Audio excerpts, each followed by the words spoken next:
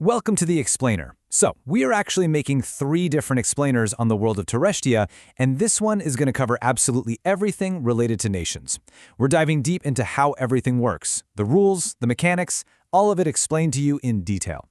If you've ever wondered how the gears of an entire simulated country turn and wanted to translate a complex rulebook into a clear roadmap, well, you are definitely in the right place. But before we get bogged down in the math, the taxes, and all those resource spreadsheets, I want you to ask yourself something. What does it genuinely take to forge a global powerhouse out of a total blank slate? Because it's not just about drawing some borders on a map, right? It's about population growth, industrial capacity, political will, and just the everyday satisfaction of your citizens. You are literally building an engine from scratch. So, here's our roadmap for today.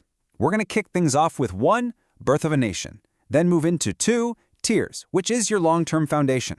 After that, 3, stats, the day-to-day reality. Then 4, defining your national spirit. And finally, 5, people, identity, and diversity. Sound good? Let's get into it. All right, starting right at the top with Section 1, Birth of a Nation, Starting Blocks. Okay, so every single nation in Terestia falls into one of 4 power tiers right at creation. And these tiers, they dictate your starting GDP, your population base, and your tier pool. Honestly, most of you are going to start right at the top level there as a minor power. You get a very specific pool of tier ranks to assign to your nation. You can't just wave a magic wand and declare yourself a great power with 130 million citizens. No way. That kind of status requires intense justification or, organic growth through actual gameplay. So the crucial takeaway here is that you absolutely cannot min-max your way to the top instantly. Notice that your starting tier pools don't include a single Tier 1 or Tier 6 rank.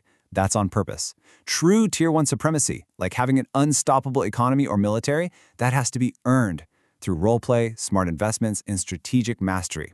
On the flip side, a Tier 6 collapse, that's something you suffer when things go horribly, horribly wrong. Basically, you start in the middle, and your decisions dictate whether you rise or fall. Moving right along to Section 2, Tiers, Foundation, and your long-term trajectory. All right, so you have 10 distinct tiers to assign your starting ranks to. Think of these as the absolute bedrock of your nation. They're grouped really logically, too. You've got foundation tiers. These keep your nation fed, stable, and productive. Then development tiers, which basically dictate your ceiling for technological or magical advancements. And of course, military tiers that limit your manpower. Where you put your highest and lowest ranks immediately defines your nation's long-term trajectory and your whole play style. Like, imagine a nation with a Tier 2 in industry but a Tier 5 in agriculture. That's a manufacturing powerhouse for sure, but they are going to desperately need to import food just to survive. To give you an idea of how drastically these choices matter, take the economy tier. A Tier 1 powerhouse enjoys this booming 15% yearly growth, just compounding over time. But a Tier 6 economy, it actually shrinks by 2% and just bleeds resources. Your tiers are not fast-moving numbers. They are massive, structural realities that only shift after sustained, long-term national investment. But what happens when the tax man actually comes knocking? That brings us to Section 3, Stats, Daily Reality, and your performance. So the core contrast of Terestia's system is pretty fascinating. Think of tiers as the massive vehicle you built, while stats are the speedometer showing how you're actually performing right this second.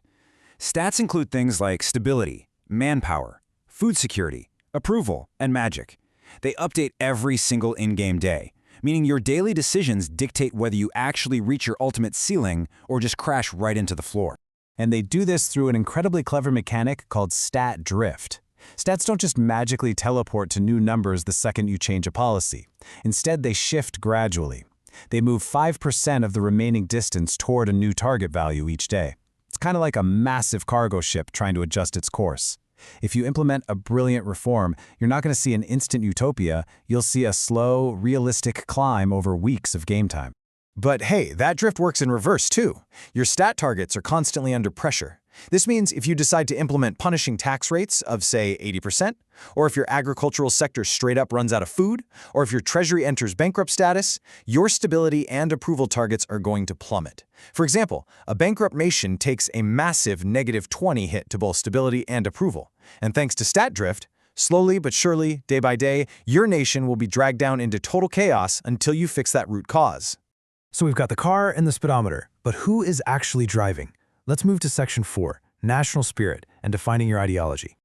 Think about it. If two nations have the exact same tier profile, like literally identical economies and militaries, what makes them behave completely differently on the global stage? What makes one an aggressive conqueror and another a peaceful trading hub? Well, the answer is your national spirit. You create this by pairing one of 16 government types, so think parliamentary republic, a dictatorship, or an absolute monarchy, with one of 11 ideologies, like capitalism, socialism, or nationalism.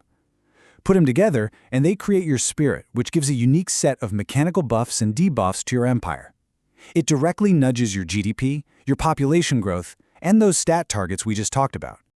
And these are definitely not just for roleplay flavor. This is hard math we're talking about.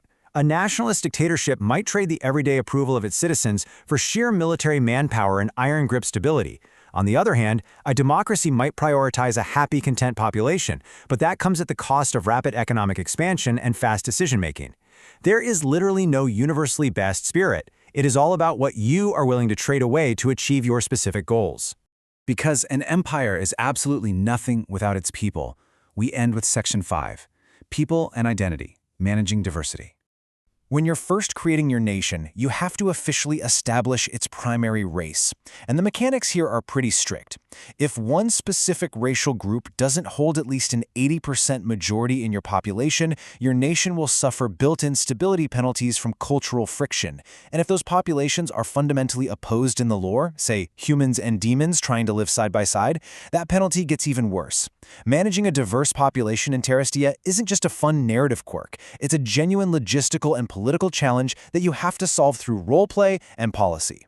Which leads us to a quote that beautifully captures the ultimate rule of the game, ripped straight from the general conduct rules. Because I want to is never sufficient justification on its own. Every single choice you make, from expanding your borders to integrating a new population, is checked by strict game master realism. You cannot magically teleport armies. You cannot instantly pacify a conquered region.